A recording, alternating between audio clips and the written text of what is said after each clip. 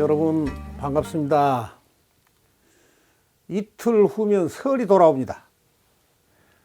설이 되면 노인분들과의 대화를 좀 권유하기 위해서 오늘은 노인의 지혜란 내용으로 말씀을 좀 드리겠습니다. 그리고 한 가지 안내 말씀을 드릴 것은 지난 금요일 날 청년들을 위해서, 젊은 층을 위해서 잠잘 때 듣는 음악, 꿀잠용 수면 유도, 촛불 2개로 다시 올려놓은 거 있습니다. 9시간짜리로 올려놓은 거 있습니다. 많이 사용하시기 바랍니다. 설에는 많은 친인척들을 만나거나 통화를 하게 되는데, 이때의 인사말 중에서 좀 삼가해야 될 말들을 먼저 좀 전해드리도록 하겠습니다. 예를 들어서 초중고등학교 학생에게 너 사촌 누구누구는 장학금 받는다더라. 받는 건 참 좋지만 못 받은 사람 입장에서는 참 속상한 말입니다. 그리고 작년에 수능을 본 아이들에게 너 수능 점수 몇 점이야? 그래가지고 명문대학 가겠어? 이런 말. 취업 준비생에게 너 친구 누구누구는 대기업 들어갔더라. 이런 말도 좀 안 하는 게 좋을 거예요. 그래서 번듯한 직장을 다녀야 부모님도 어깨를 펴고 다니지? 이런 말. 현재 직장에 다니고 있는 친척을 만났을 때 회사 이름을 물어본단 말이야. 그래가지고 회사 이름을 말해주면 조그마한 회사네. 김 빼지 말자는 거예요. 아직 결혼을 못한 친척을 만났을 때 아니 그 나이에 아직 애인도 없단 말이야? 결혼하는 것도 능력이다. 이런 말 참.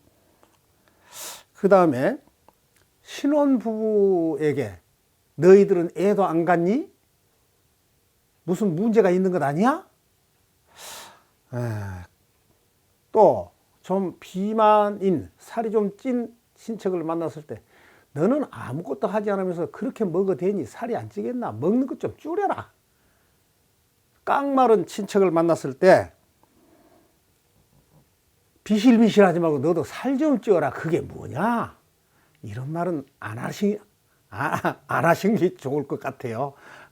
그래서 그저 만나시면 돈 봉투나 하나 이렇게 내밀면서 명절 즐겁게 보내고 행복하게 보내라.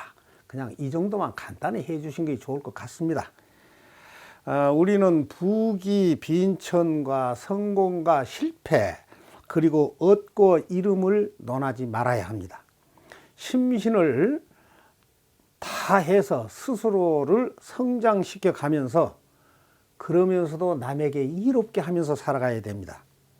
모든 일을 편안한 마음으로 담담하게 하면서 기회가 오면 붙잡고, 기회가 오지 않으면 스스로 그 기회를 만들어 가되 너무 무리는 하지 말아야 합니다.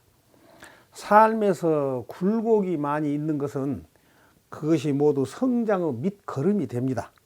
사람은 저마다 개성이 다르고 또 익히고 배운 지식이 다르기 때문에 만나는 사람 모두가 스승인 것입니다. 남녀노소, 부귀, 빈천, 지위, 고하를 따지지 말고 그분들의 다양한 삶을 통해서 연마한 삶의 체험과 애환과 고통을 모조리 받아들이면서 항상 배우려는 자세를 취하면서 살아가자는 것입니다. 아집과 독선으로 지식에만 매달리게 되면 그것은 허공에 씨앗을 뿌린 것과 다름이 없습니다. 옛날 기로국에는 노인을 갖다 내버리는 그 풍습이 있었습니다. 기로국의 한 대신한 사람도 아버지를 국법에 따라서 내다 버리지 않으면 안 될 처지가 되었습니다. 이 효성이 지극한 대신은 아버지께서 젊은 시절에 가끔은 혼자 쓸쓸히 돌부처처럼 침묵을 하다가도 어떤 경우에는 차돌처럼 차갑고 어떤 큰 일을 당했을 때도 불덩이 같은 눈초리와 성상 같은 인품에 경의와 감탄을 금치 못했습니다. 이런 아버지가 아무리 늙었다 하더라도 도저히 내다 버릴 수는 없었습니다. 아버지는 자신이 어렸을 적에 잘못을 하면 이놈 혼내주겠다고 말씀은 그리 하셨지만 진짜로 혼을 내지는 않으셨습니다. 그래서 그 어떤 스승보다도 훌륭한 가르침을 주신 이런 아버지를 내다 버린다면은 세상에서 가장 무거운 벌을 받을 것 같은 생각이 들었습니다. 까마귀도 자라면은 어미에게 먹이를 물어다 준다는데 항상 춥지 않느냐, 배고프지 않느냐 걱정해 주시면서 효는 백행의 근본이라고 가르쳐 주신 아버지를 쓰레기처럼 내다 버린다면 까마귀만 또 못한 인간이라는 생각이 들자 눈시울이 뜨거워집니다. 10 자녀를 거느려 주신 내 아버지를 인간의 양심으로서는 도저히 내다 버릴 수가 없었습니다. 그래서 그는 혼자 울면서 가슴을 쳤습니다. 국리 끝에 뒷뜰에다가 땅굴을 파고 극비리에 아버지를 땅굴 속에 모셔놓고 조속으로 문안을 드리면서 봉양을 해왔습니다. 그러면서도 가족과 이웃에게는 아버지를 멀리 내다 버렸다고 말했습니다. 자, 어느 날 천신이 국왕에게 뱀을 2마리를 갖다 놓고 이 뱀의 암수를 가려보라. 만약 정확하게 가려내지 못하면 7일 이내에 전쟁을 일으켜서 너희 나라를 망하게 하겠다. 이 뜻밖의 과제에 국왕은 몹시 당황하면서 깊은 고민에 빠졌습니다. 그래서 즉시 대신 회의를 소집을 해서 머리를 맞대고 짜냈지만 답을 얻을 수가 없었습니다.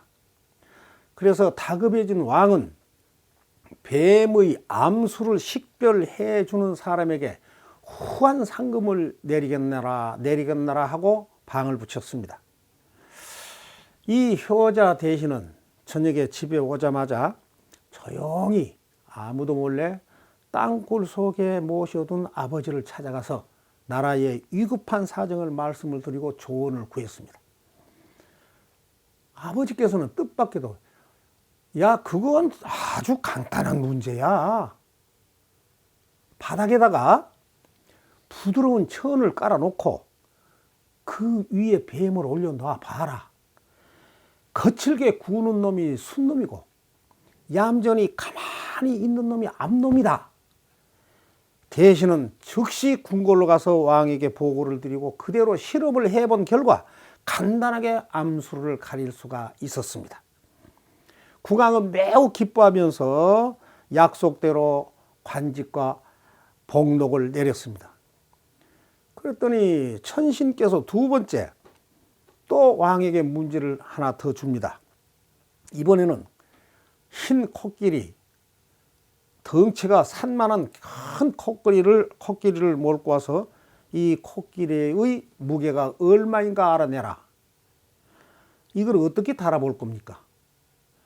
그래서 국왕은 이번에도 대신들과 머리를 맞대고 아무리 노력을 해도 답이 나오질 않습니다. 그래서 이 효자 대신이 집에 와서 조용히 아버지 땅굴을 방문을 해서 아버지에게 여쭈었더니 너무나 명쾌한 답을 주십니다. 야, 그 코끼리를 말이야 배에다 태워가지고 연못에다 띄워봐. 그래서 그 배가 가라앉는 정도를 재보란 말이야. 그 다음에 코끼리를 몰아내고 돌멩이를 실어서 배가 가라앉는 도수를 먼저와 같이 하면 그 무게를 알 수 있지 않느냐. 돌을 달아보면 될 것 아닙니까? 효자 대신은 정말로 아버지가 한없이 존경스럽습니다. 언제나 가장 늦게 주무시고 가장 일찍 일어나셨던 아버지. 두더지처럼 햇볕 한 점 없는 땅굴 속에 숨어 계시면서도 내 아들이 지금 나라에 큰 공을 세우고 있다는 것에 너무 기뻐하신 그 모습이 눈물겹도록 불쌍했습니다. 그러나 국법이 하도 지엄한지라 어쩔 도리가 없습니다. 아버지의 지혜를 빌려서 답을 내놓자 천신은 아주 만족해하면서 이번에는 정사각형의 향나무 널판지를 하나를 딱 가지고 와서 왕에게 질문을 합니다. 이 나무의 뿌리 쪽과 위쪽을 구분해보라. 왕과 대신들은 아무리 머리를 맞대고 지혜를 짜내도 답을 내놓지를 못했습니다. 그래서 효자 대신이 다시 아버지에 찾아가서 여쭙자 그거는 매우 간단한 문제다. 그 널판지 나무를 물속에다 넣어봐라. 물에 띄워봐라. 그러면 뿌리 쪽은 가라앉고 위쪽이 뜨는 법이다. 뜨는 쪽이 위쪽이고 가라앉는 쪽이 뿌리 쪽이야. 이 명쾌한 답을 막힘없이 척척 내놓자 천신은 좋아하면서 이번에는 생김새와 색깔이 다른 두 필의 말을 몰고 왔습니다. 큰 어미말을 두 마리를 몰고 와서 자, 어느 말이 새끼말이고 어느 말이 어미말인지 구분하라. 참 어렵습니다. 아무리 지혜를 짜내도 알아낼 길이 없습니다. 그래서 효자 대신이 아버지를 찾아가서 또 여쭈었습니다. 그러니까 아버지가 하신 말씀이 뭐라 그러냐 그러면은 거기에다가 풀을 갖다 줘봐라. 그래서 어미는 항상 새끼를 먼저 챙기기 때문에 풀을 먼저 먹는 놈이 새끼 말이고 나중에 먹는 놈이 어미 말이다.